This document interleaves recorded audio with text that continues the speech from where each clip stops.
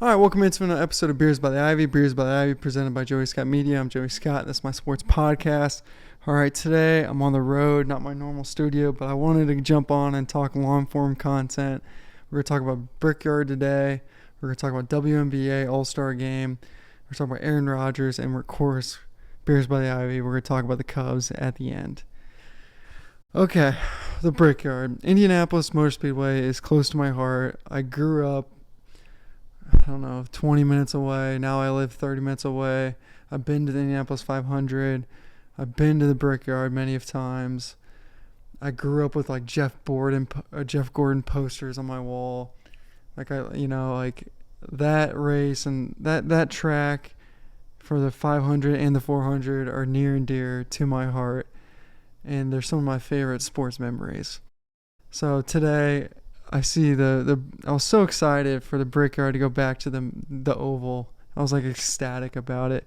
And it was a pretty good race. You know, I'm not a driving expert these days anymore. I probably watch 3 or 4 races a year. So, I mean, if you're a big time NASCAR fan, jump in the comments and tell me what you think and maybe give me some analysis of what you saw.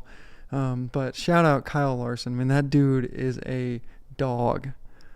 I mean, coming in for the Indy 500 and then going to do the Coca-Cola 600. I mean, that guy is a racing phenom. So it's really great, I think, that he won, because when you look at the list of winners at the 400, I mean, it's all the main guys. Stewart, Earnhardt, Gordon. I mean, just like the Jimmy Johnson. When you really look at that list, there's so many Hall of Fame drivers, and that's really what it takes to win the 400 is usually the best driver ends up winning. Somehow, some way. So yeah, I wanted to shout out Kyle Larson, and I'm, completely worthy champion, badass. I'm so glad he won. I think that's great for the sport, really. But it's just hard.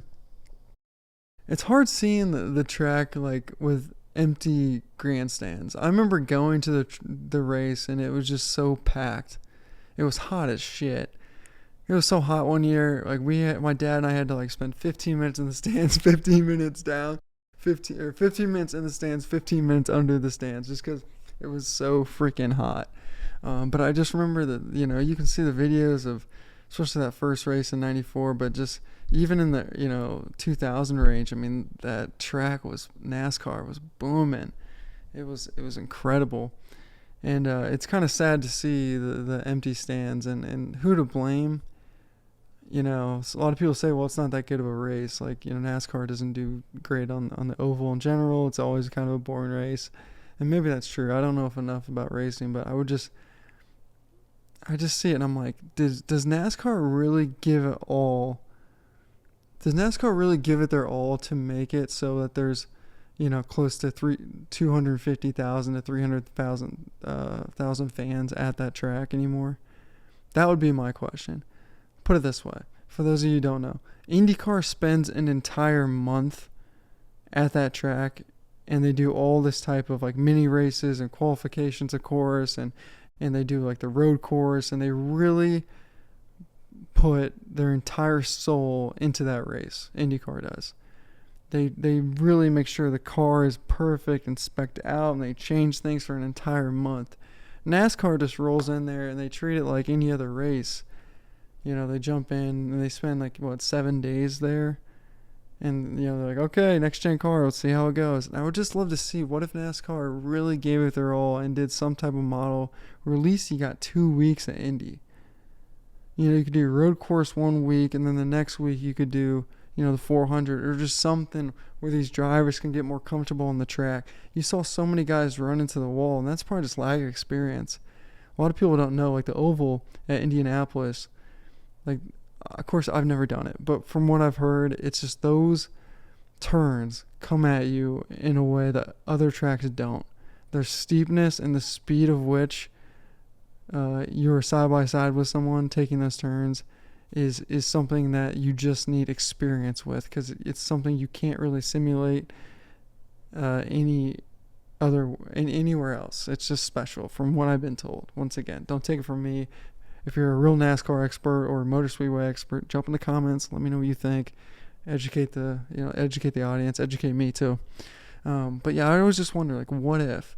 But all in all, I mean, it was a good race. I'll tell you what, it was a good race. The series down, the Xfinity series, that was like 3 wide, 1 lap to go. It was the junior NASCAR 3. I mean that race was top notch. Top notch. There's a guy named David Lane, I believe is the name. He does IndyCar stuff on YouTube. He's really freaking good. Check him out, David Lane, IndyCar.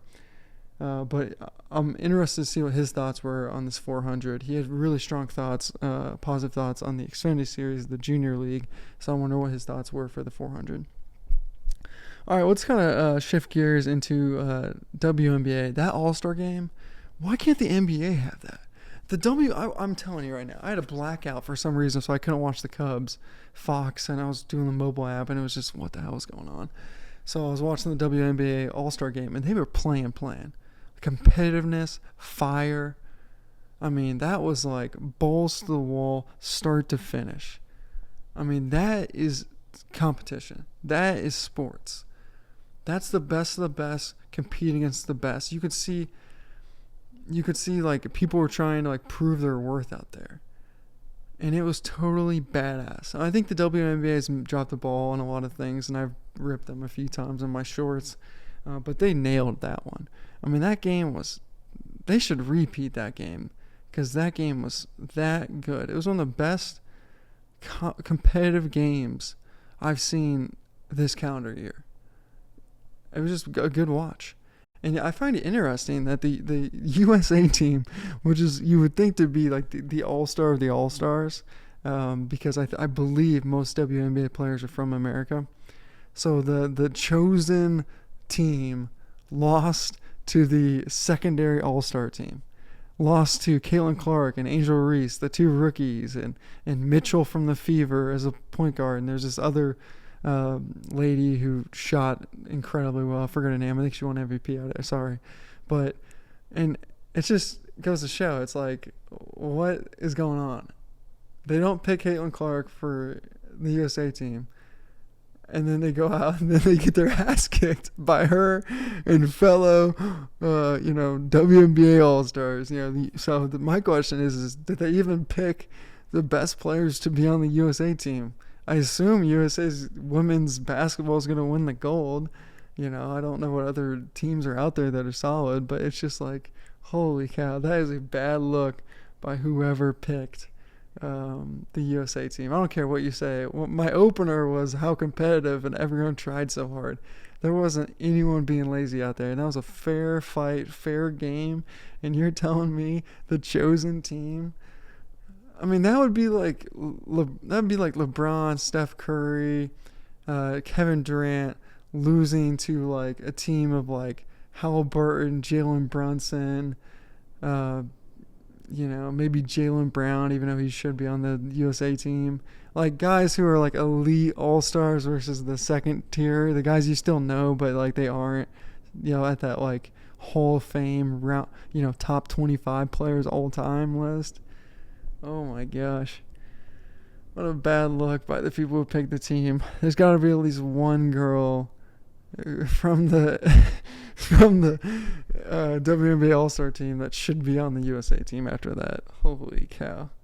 All right, next topic, Aaron Rodgers. Man, I hate hearing about Aaron Rodgers news.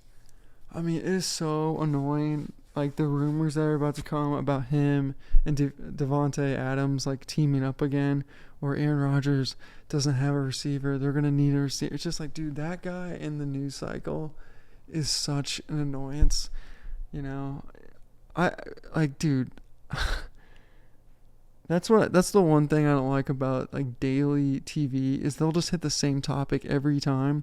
And for some reason, every summer, there's 2 topics: Aaron Rodgers drama and LeBron James trade or go to a new team. And both of those topics are just dreadful these days. It's like these guys are 40 years old. Like, stop talking about them. Who cares? If the Jets could even make the playoffs, that would be a positive year. They were terrible last year. They have odds of being okay this year, but they could still end up being terrible. And now I got to hear the news cycle every single day. Colin Cowherd Dan Patrick, these guys talk about Aaron Rodgers. Aaron Rodgers, it's just like, dude, what a joke. Just, oh my God. Yeah, so not looking forward to that. And I'm pretty sure this week kicks off NFL camp, which is so funny because NFL is such a dominant league. It's just such a dominant empire of television is the NFL. You know, I was just talking about the MLB being blacked out. Like, MLB has so many annoyances where you can't even accept new fans. Versus the NFL is just the complete opposite. It's the most fan-friendly league ever. Like, if I drive 10, 15 minutes from my house, I can go watch the Colts practice, and I'm pretty sure it's free. I think you have to get a ticket online, but I'm pretty sure the ticket is free. You know, it's just like, what other sport does that? It's just NFL, dude. So camp's coming up. There'll be a lot of interesting stories. I gotta start doing breakdowns. College football's out. Video game. Haven't played it much. Gotta play it more. Gotta do a whole breakdown of the only play you need in the game. I'm gonna talk through coverages. I want to do a video on that. But all right, let's kind of get back to what I was trying to talk about in this video. Cubs. They have to sell. The Cubs have to sell. I don't care that they won today. You know, my initial reaction was like, I thought they were gonna lose. I should have made a video thinking that they were going to lose, and then I didn't post it because I was like, well, we'll see how the game goes. You know, thinking maybe, well, if I make a video, then they'll end up winning it, and they did. They won in overtime, you know. So, tied it up in the ninth, came back in overtime. Happ had a great at-bat. Someone, I forget who else, maybe Morrell had a good at-bat, and then Horner got walked for the win. 4 balls, walked, and that's how we won with bases loaded.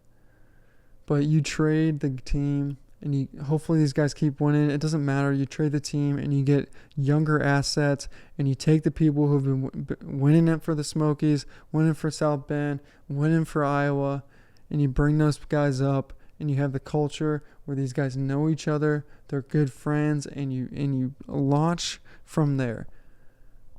This idea that you're going to bring in all these all-stars, you can fill a roster with all-stars here and there. I just don't believe in that you can actually win with all-stars. I believe that you can't win with like a roster of all-stars is what I'm trying to say. I think you can have guys that you bring in, but you need your farm system to provide the main assets of the team. I think that's what wins championships, and you have to be great at least one thing. I would say you have to be great in at least 2 areas. I'm talking like decade good in 2 areas, whether that's at the bat, you know, maybe starting pitching, maybe a closer, maybe your bullpen's like all time for the decade. There has to be something where you have all time stuff for the decade to win a championship. Cubs aren't there yet. They should sell. That being said, I will go to multiple Cubs games this week. I cannot wait. I'm going to drink a ton of beer, have a great time with the Cubs fans, maybe even film content there. It's going to be great. I started Beers by the Ivy for one reason, to have fun in Wrigleyville, and I cannot wait to jump in. All right, guys. This has been Beers by the Ivy. Please like and subscribe. Long-form content. Mainly we do short content, but also love to get out and just talk long-form content here. Thanks all. We'll talk soon. Please comment, by the way. Please comment, especially about the NASCAR stuff. But if you want to comment on anything else, great. Say hi, do it. But yeah, right on. Thank you.